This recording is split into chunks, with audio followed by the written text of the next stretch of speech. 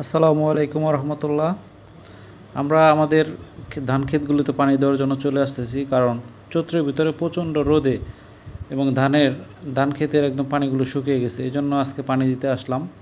আপনারা যে দেখতে পাচ্ছেন, এটা একটা পুকুর। এই পুকুরটা আমরা 10 বছর আগে কাটিয়েছিলাম। এখানে জমির পরিমাণ টোটাল 3.5 থেকে 4 বিঘা হবে পারসহ, এবং একই জমিতে ধান এবং মাছ চাষ করে থাকি আমরা। এখন দেখতে পাচ্ছেন এখানে ধান ক্ষেত। সো এই পাশে যে ক্ষেতটি দেখতে পাচ্ছেন, এটি হচ্ছে পোলার ধানের চাল হবে, এবং এই পাশে যে দেখতে পাইতেছেন, এটা হচ্ছে ভাতের জন্য চাল। তো মাশাল্লাহ, আমাদের মাছ এবং ধান দুটো চাষই আলহামদুলিল্লাহ ভালো হয় এখান থেকে, এবং মোটামুটি এখান থেকে আমরা প্রায় 12 থেকে 14 মণ ধান পেয়ে থাকি। এবং এখন যে গর্তটি দেখতে পাইতেছেন, এখানে পানি খুবই কম, তারপরে এখানে এখনও কিছু মাছ রয়ে গেছে, দেশি মাছ। এগুলো আমরা রেখে দিই, কারণ এই পরবর্তী বর্ষায় যখন আবার পানি আসবে, এখান থেকে এই দেশি মাছগুলো আবার ডিম দিয়ে এখান থেকে পোনা নিয়ে আবার পুকুরের ভিতরে ছড়ায় ছিটিয়ে যাবে।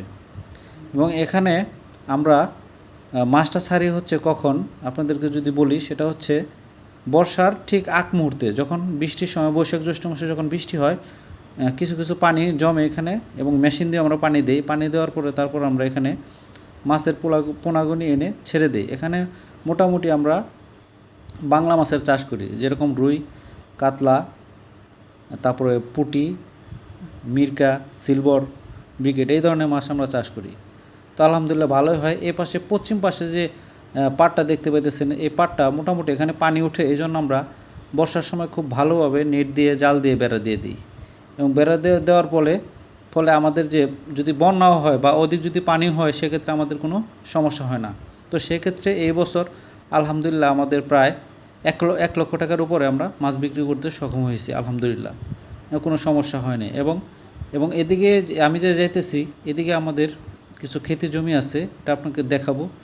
সেটা হচ্ছে একটা জমি আছে, সেখানে হচ্ছে 90%, আর তার উপরে যে আরেকটা জমি আছে, সেটা হচ্ছে 24%। এখন আমরা ধান চাষ করেছি এখানে, ভাতের ধান এবং পোলার চাল দুটা মিলে চাষ করছি। মাশাআল্লাহ আলহামদুলিল্লাহ খুব ভালো ভালো হালি হয়েছে, এবং প্রত্যেকটা গোছার থেকে আপনার বের হইতেছে, ফুল বের হইতেছে, এবং ফুলের থেকে আলহামদুলিল্লাহ কিছুদিনের ভিতরে ধান রূপান্তরিত হয়ে গেলে প্রায় আমরা ধান কাটতে পারবো আলহামদুলিল্লাহ।